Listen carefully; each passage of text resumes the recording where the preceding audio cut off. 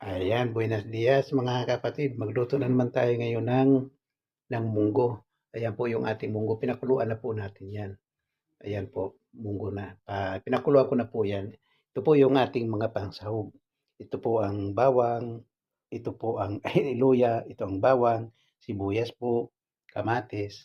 At manok. Igigisa po natin ang munggo sa manok. Ayan po. Ito po ang ating hinhebre o luya. Ito po ang paminta. Ito po ang ating asiti o oil o ano man tawag yan. At saka asin po. Ayan.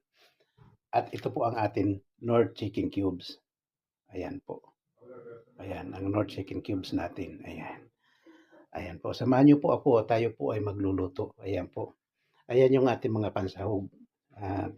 Chicken, luya, bawang, sibuyas, kamatis, asin, oil, pamintang buo, durog, at hinhebre, luya po.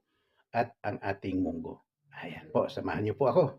Okay po, i-ready po natin yung ating pagsasalangan. Ayan po, medyo mainit na. Lagyan na po natin ng kaunting mantika.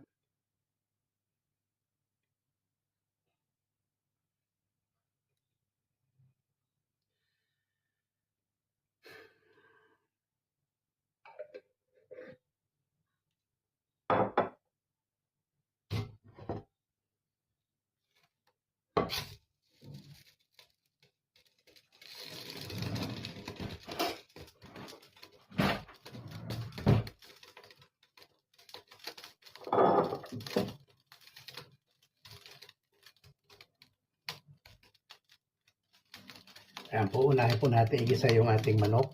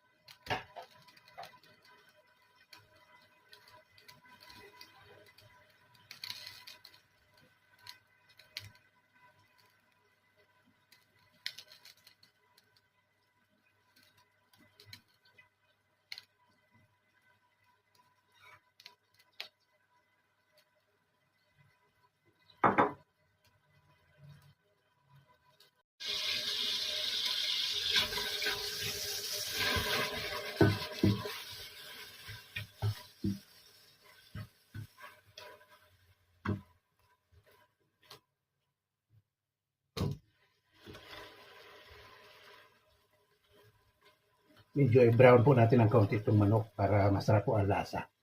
Ayan po.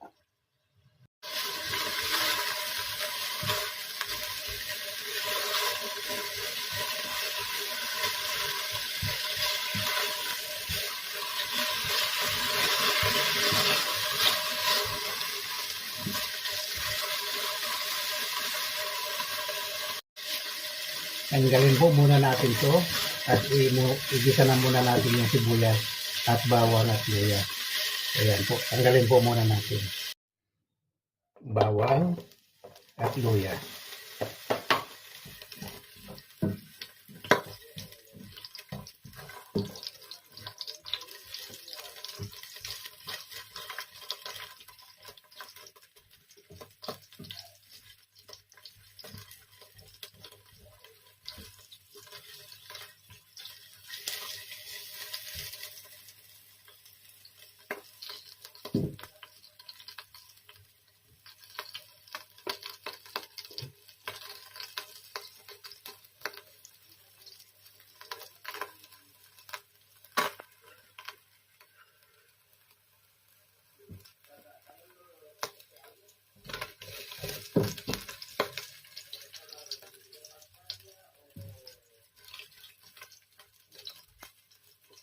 Tapos yung sibuyas po.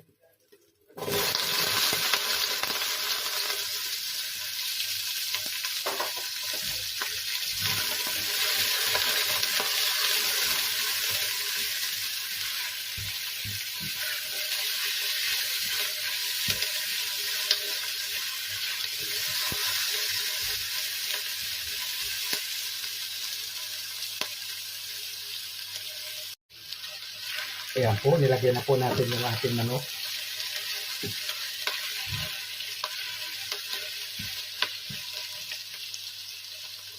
Ilagay na rin po natin yung ating kamatis.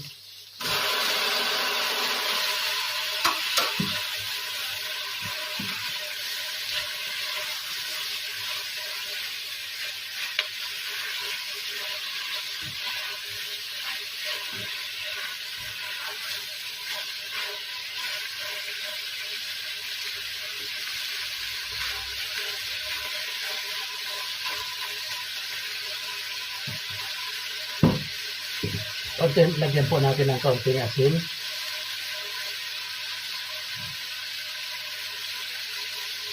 Kaunti lang po kasi mamaya titimplan ko po natin siya.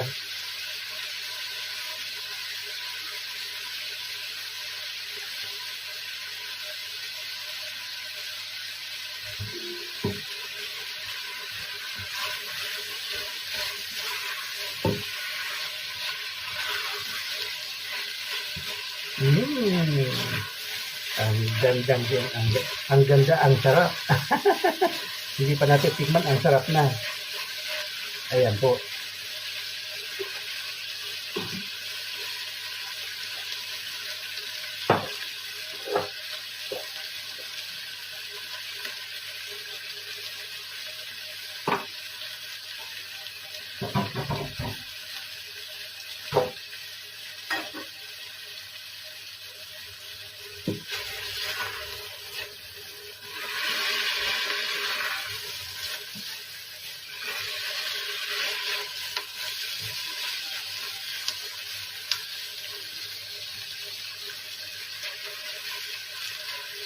Lagyan po natin siya ng kaunting tubig. Yung sabaw po na pinaglagaan natin ng munggo, yun po ang ating ipangsasabaw sa kanya. Ngayon, yun lang po muna ang ating ilalagay. Ayan po.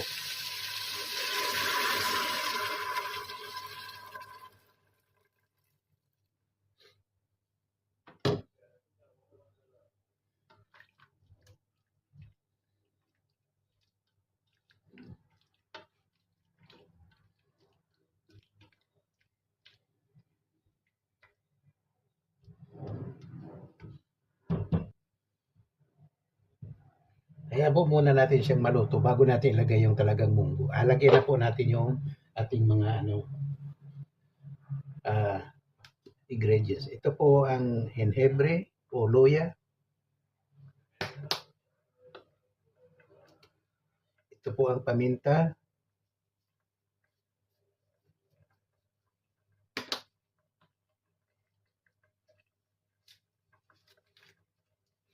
At chicken cubes.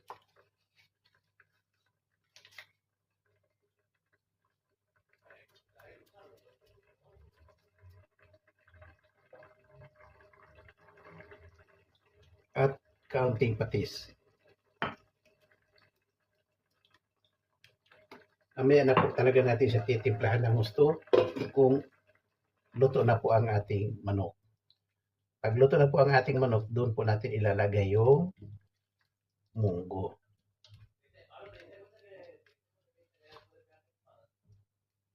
Ayan po, bantayan po natin siya.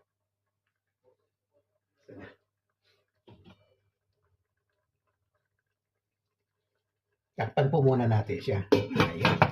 Hintayin po natin siya hanggang sa maluto bago natin ilagay yung munggo. Ayan po, bantayan po natin. Aber, tingnan natin.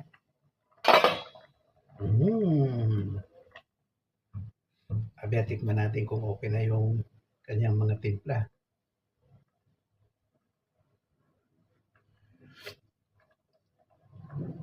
Medyo matabang ng kaunti. Lagyan natin ng kaunting asin.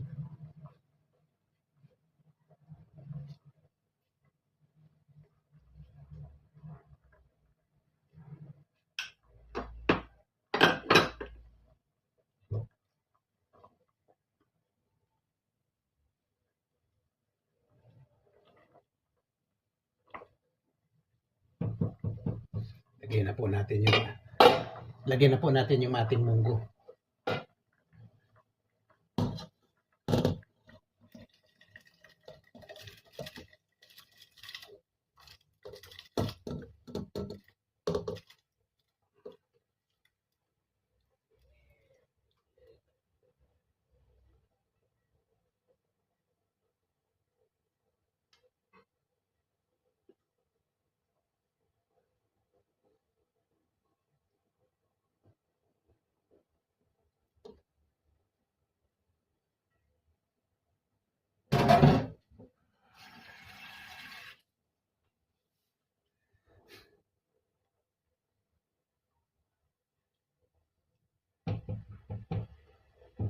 Ayan. Hintayin po natin silang kaunti pa.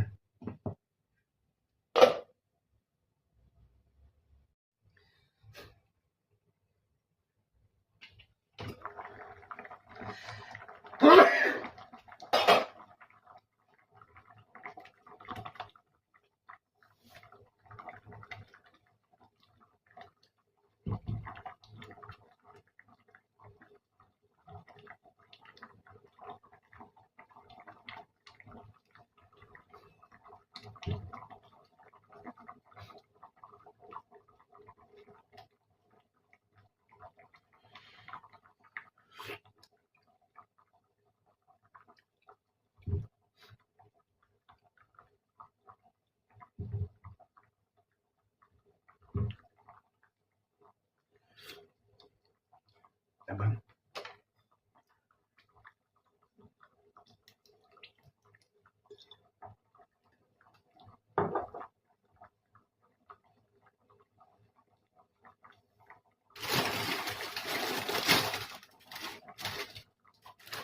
Lagyan na po natin yung ating espinata. Ayan po. Malinis na po ito. Ayan.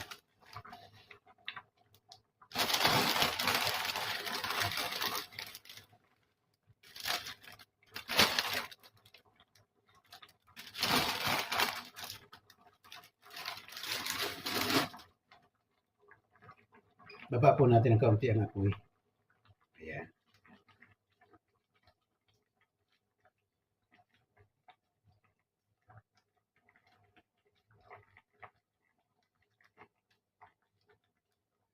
Ayan, nailagay na po natin yung ating espinaka dentro de un rato o sa loob ng ilang minuto.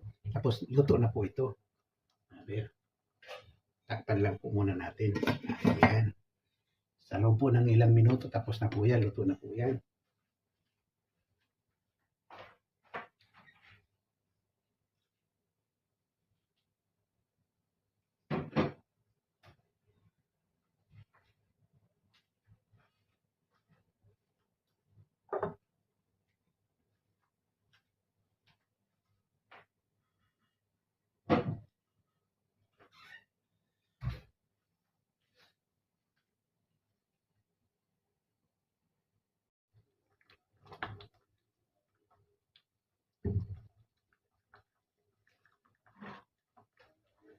A ver.